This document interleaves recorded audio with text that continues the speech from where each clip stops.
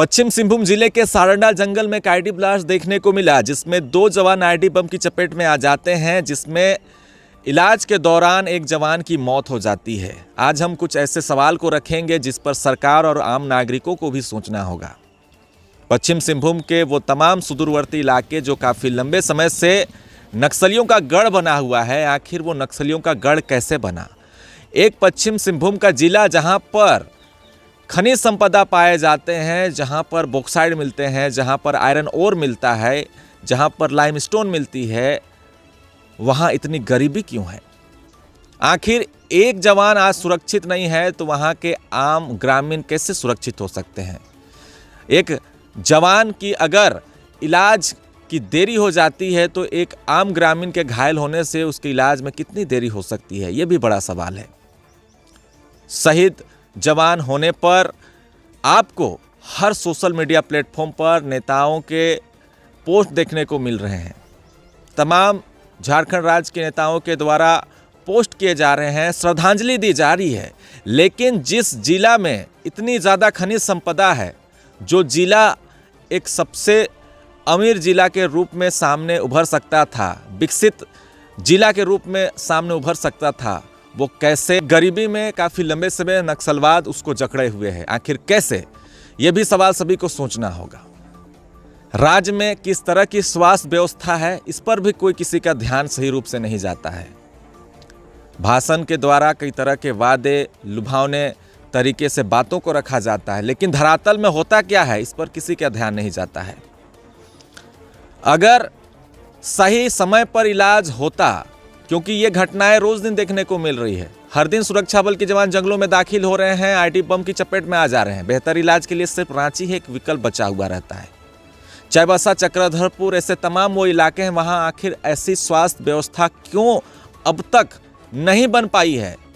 अगर कोई ग्रामीण आईडी बम की चपेट में आ जाता है तो क्या उसके लिए हेलीकॉप्टर आएगा? क्या उसके लिए सही समय पर एम्बुलेंस पहुंच सकता है? क्योंकि एक जवान को जंगल से निकालने में जितना समय लग जाता है, फिर उसे रांची भेजने में जितना समय लग जाता है, वो समय की बचत अगर चाईबासा इलाके में अगर हॉस्पिटल बेहतर होता तो इलाही समय पर सही ट्रीटमेंट मिल पाता। बॉक्साइट से क्या बनता है, एल्युमिनियम से क्या बनता है, बड़े बड़े जहाज बनते हैं। ऐसे में जिस जिला के पास इतनी खनिज संपदा है, मैं बार बार कह रहा हूं, आखिर वो जिला इतना गरीब क्यों है? आखिर नक्सलवाद जन्मा कैसे? आखिर उन इलाकों में नक्सलवाद पनपा कैसे? इस पर लोग विचार क्यों नहीं करते हैं? अक्सर उसी इलाके में नक्सलवाद का गढ़ देखने को मिला है, जिन इलाकों में पीने के लिए पानी नहीं, सड़क नहीं, बिजली नहीं, सही से स्कूल व्यवस्था नहीं। आखिर इतने सालों में सरकारें उन इलाकों का विकास क्यों नहीं कर पाई थी? और यही कारण रहा कि उन इलाकों में नक्सलवाद पनपा।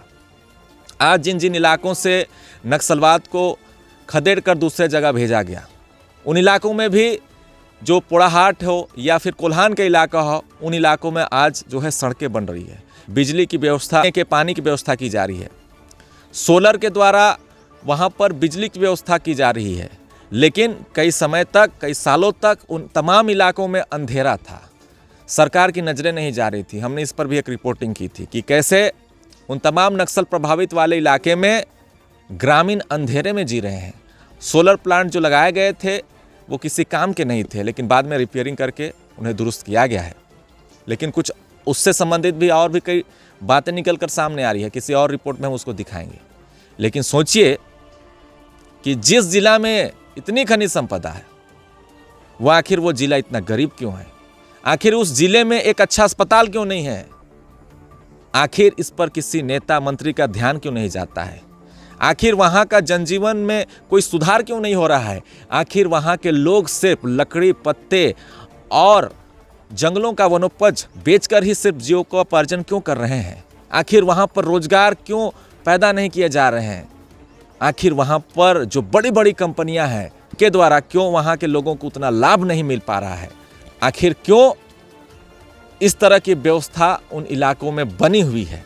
और इसी के कारण तो नक्सलवाद लोगों को एक तरह से कहें तो अपनी ओर आकर्षित करते हैं, सरकार के विरुद्ध खड़ा करते हैं, हाथों में हथियार देते हैं और यही कारण है कि कम उम्र के बच्चियों को, कम उम्र के लड़कों को अपने संगठन में शामिल करते हैं और फिर इसी राज्य के सरकार के लिए, देश के सरकार के लिए उन्हें खड़ा करते हैं। उनके विरोध में आवाज़ उठाने के लिए उनको आवाज़ बुलंद करते हैं, ट्रेनिंग देते हैं, हाथों में बंदूक थमाते हैं और फिर उसी के खिलाफ सुरक्षा बल के जवान जंगलों में उतरते हैं, फिर उन्हें आत्मसमर्पण करने को कहते हैं और फिर उनकी गिरफ्तारी करने को कहते हैं। इसमें करोड़ों रुपये खर्च हो रहे हैं। हजारों की संख्या में, सैकड़ों की संख्या में सुरक्षा बल के जवानों को जंगलों में एफओबी कैंप बनाए जा रहे हैं, खाने पीने की तमाम व्यवस्था, करोड़ों रुपये इस पर खर्च हो रहे हैं। अगर सही सरकारी व्यवस्था उन तमाम इलाकों में सही रूप से बिछा दी जाती, सरकार की पहुंच उन इलाकों में पहले से ही हो पाती, तो ये नक्सलवाद की समस्या इन इलाकों में देखने को ही नहीं मिलती। लगातार कई कमेंट में भी कहते हैं कि आखिर नक्सली कैसे बने। तो नक्सली वो व्यवस्था के कारण बने जहां पर गरीबी है, शिक्षा है, सड़क नहीं है, बिजली नहीं है, लोग मजबूरी में बने। इस पर विचार सभी को करना चाहिए। खैर, नेक्स्ट वीडियो में और भी कई बातें होंगी, लेकिन जुड़े रहे हमारे साथ, देखते रहे न्यूज़ आपका। धन्यवाद।